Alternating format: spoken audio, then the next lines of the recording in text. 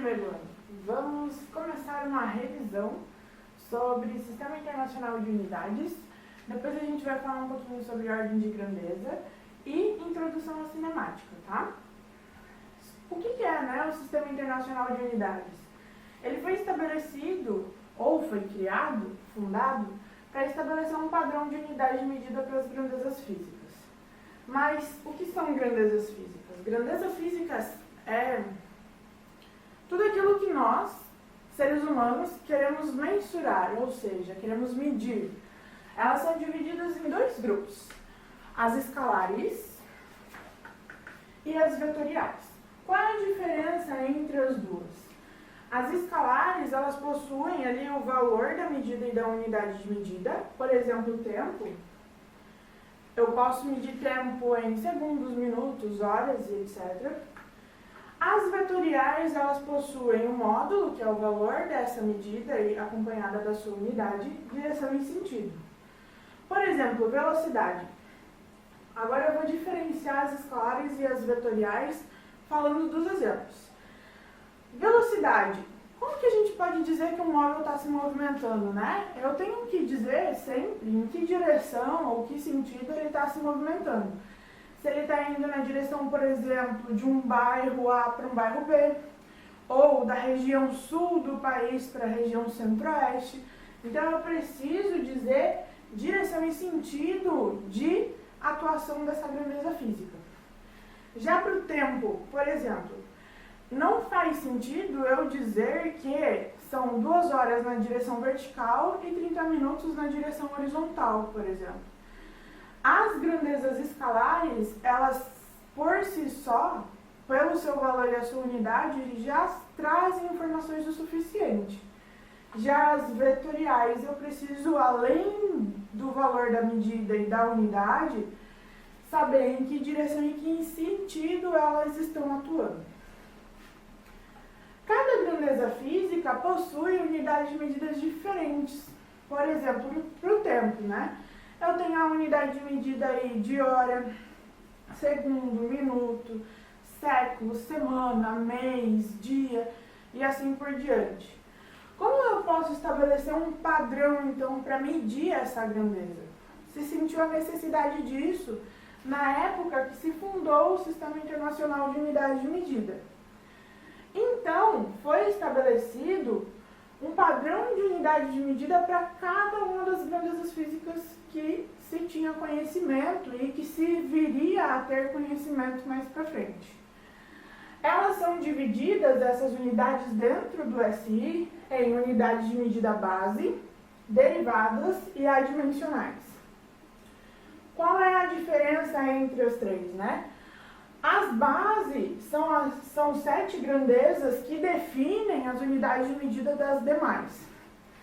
As derivadas, elas são muitas grandezas físicas que as suas unidades é uma composição das unidades de medida das grandezas base. E as adimensionais são aquelas que não têm unidade de medida. As bases são 7, Comprimento, que a unidade padrão é metro. Massa, que a unidade padrão é o quilograma. Tempo, que a unidade padrão é segundo. Temperatura, que a unidade padrão é o Kelvin. Corrente elétrica, que a unidade padrão é o ampere. Intensidade luminosa, que a unidade padrão é o candela. E quantidade de matéria, que a unidade padrão é o mol. As derivadas, como eu falei antes, elas são muitas. Por exemplo, eu trouxe aqui aceleração e volume. Se a gente olhar para a unidade de medida de aceleração, eu tenho a unidade de medida de comprimento e de tempo. Então, eu tenho a composição de 2 grandezas base, formando a unidade de medida dessa grandeza aceleração. Volume é a composição da unidade de medida de comprimento 3 vezes. Porque eu meço largura, altura e profundidade do item quando a gente está medindo volume. Adimensionais são aquelas que não possuem unidade de medida. Por quê? A composição dessa grandeza é sempre a partir da mesma grandeza. Então, por exemplo, índice de refração. Índice de refração é uma medida da desaceleração, vamos dizer assim, de uma onda eletromagnética, por exemplo, a luz, quando ela incide de um meio para um segundo meio, por exemplo, do ar para a água. O índice de refração é uma medida dessa desaceleração, vamos dizer assim. É uma composição, esse índice de refração é uma medida da composição da velocidade com que a onda estava se propagando no ar com a velocidade com que ela vai se propagar na água. Então eu tenho duas grandezas do mesmo tipo, velocidade com velocidade. Eu não vou possuir uma unidade de medida. Outros exemplos de grandezas adimensionais. Eficiência energética, eficiência mecânica e assim por diante. Bom, pessoal, é isso. E vou montar o próximo mapinha conceitual e eu já volto. Bom, o próximo tópico é a ordem de grandeza. O que é a ordem de grandeza? A ordem de grandeza nada mais é do que uma estimativa grosseira, bem grosseira, vou dizer assim, de uma medida. Bom, como que a gente faz essa estimativa da medida, né? Primeira coisa, eu tenho que ter escrita a minha medida em notação científica. O que é a notação científica? É uma nova forma de você escrever a medida, onde ela é composta do coeficiente, que é o valor da medida. Aqui a gente vai trabalhar sempre com esse coeficiente, até com duas casas depois da vírgula. A base da notação, no nosso caso é a base 10, porque o nosso sistema de contagem é decimal, e o expoente. Esse expoente da notação científica, da base 10, dessa potência aqui, ele pode ser tanto um valor positivo, que indica medidas muito grandes, quanto um valor negativo, que me indica medidas muito pequenininhas. A partir do momento que a gente tem a nossa medida escrita em notação científica, a gente faz a análise do valor do coeficiente para trazer essa estimativa. Quando o meu valor do coeficiente, que é esse valor aqui da frente da notação, ele é maior do que 3,16, significa que essa medida está se aproximando do valor 10, vamos dizer assim, o valor máximo do nosso sistema decimal de contagem. E a ordem de grandeza dessa medida vai ser sempre o valor do expoente da notação, mais 1, tá? Se o valor do coeficiente é menor do que 3,16, significa que o meu coeficiente se aproxima de 1 e a minha ordem de grandeza vai ser a própria potência que aparece aqui. Por exemplo, né? Perguntei aqui para o meu esposo quanto que ele acha que a gente gasta de gasolina por ano. Aí ele me falou assim, 1.200 litros. Eu acho que a gente gasta uns 4.000 litros. Vamos tentar achar essa estimativa grosseira para esses valores aqui. Primeiro passo é escrever tanto 1.200 litros quanto os 4.000 litros em notação científica. Ficaria 1.200, 1,2 vezes 10 na 3 litros. E os meus 4.000 litros, 4,0 vezes 10 na 3 litros também. Qual que é o próximo passo? Olhar aqui para o valor do coeficiente. Nesse caso aqui, esse valor, 1,2, é menor do que 3,16. Então, 1,2 menor do que 3,16. Então, a ordem de grandeza é igual a 10 na M, ou seja, 10 na 3 litros. Nesse caso aqui, o valor do coeficiente é 4. 4 se encaixa neste caso, maior ou igual, no caso é maior, né, do que 3,16. Isso significa que a ordem de grandeza vai ser igual Quando eu tenho esse caso, eu somo mais 1 no expoente. 10 elevado a 3 mais 1. 10 elevado a 4 litros. Ah, professora, mas qual que é o valor real? Gente, não sei. Só olhando no aplicativo. Mas, como eu falei, essa ordem de grandeza é uma estimativa grosseira do valor das medidas. Beleza? Vamos para agora a introdução à cinemática. E para o último mapa conceitual. Introdução à cinemática. A gente falou aí sobre referencial, trajetória, ponto material e corpo extenso, deslocamento, velocidade e aceleração. Bom, o que é o referencial, né? Referencial é qualquer posição, qualquer objeto que possa ser utilizado para estudar o movimento ou repouso dos corpos. O que é movimento olhando com esse olhar do referencial? Movimento é quando o corpo está mudando de posição em comparação com o referencial. Já repouso é quando essa posição é fixa. Mas, professora, por exemplo, né? Vamos pensar aí numa pessoa que está, como eu já falei em sala de aula, que está no ponto de ônibus esperando o ônibus.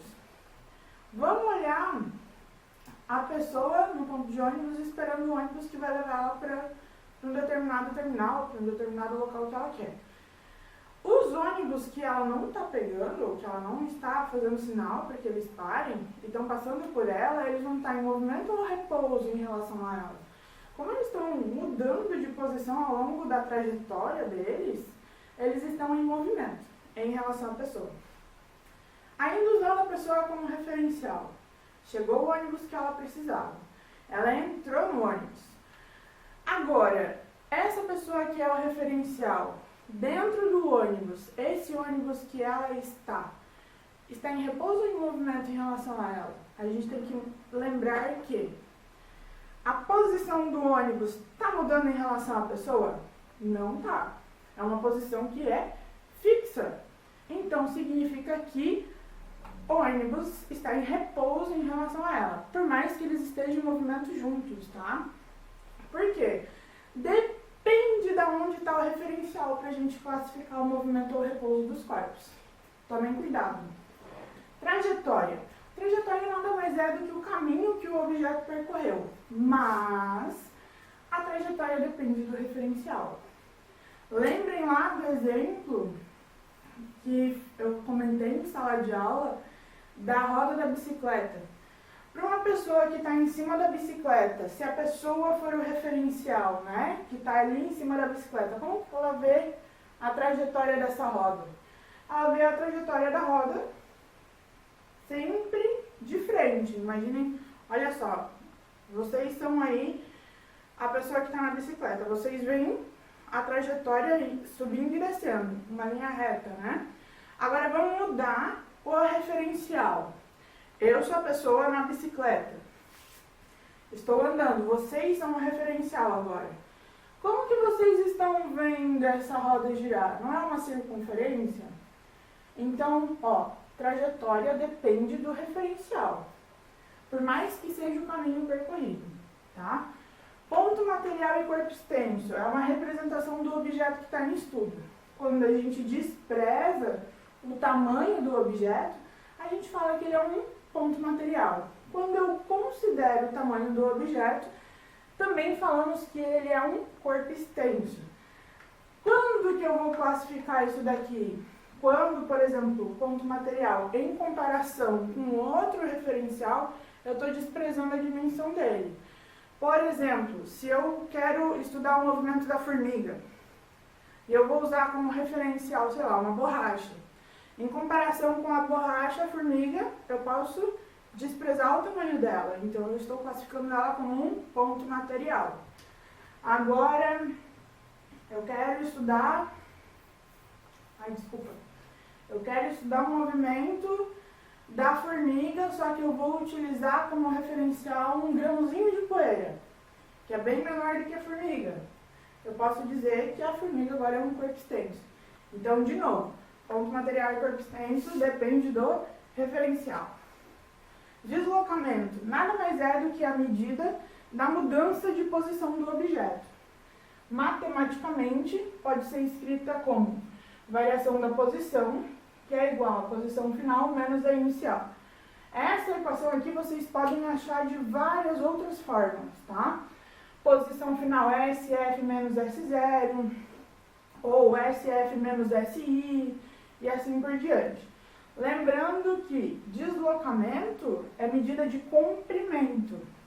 Comprimento no SI é dado em metros. A gente também pode ter comprimento sendo dado em quilômetros, centímetros. Aí a gente precisa fazer as conversões de medida. Velocidade nada mais é do que uma medida da rapidez do movimento do objeto. Ela é dada por essa equação. Velocidade média é igual a deslocamento dividido por intervalo de tempo. Eu posso escrever esse deslocamento aqui, ó, desta forma, daí eu tenho uma outra variação da equação. A gente sabe que velocidade não é só medida em quilômetro por hora, por exemplo. No Sistema Internacional de Unidades, a unidade de medida padrão é o metro por segundo. Então, eu tenho uma relação de conversão de unidade. Se eu quero transformar de quilômetro por hora para metro por segundo, eu vou dividir o valor por 3,6. Se eu quero converter de metro por segundo para quilômetro por hora, multiplica por 3,6. E por último, aceleração. O que é a aceleração? É uma medida da alteração ou da mudança da velocidade. Aceleração nada mais é do que variação de velocidade em um determinado intervalo de tempo. Pessoal, a aula de revisão acabou. Vocês têm aí 3 videozinhos. Os vídeos vão linkar vocês para as aulas de correção de exercício, tá? Que é para vocês revisarem os exercícios antes de fazer a avaliação. Boa avaliação para vocês!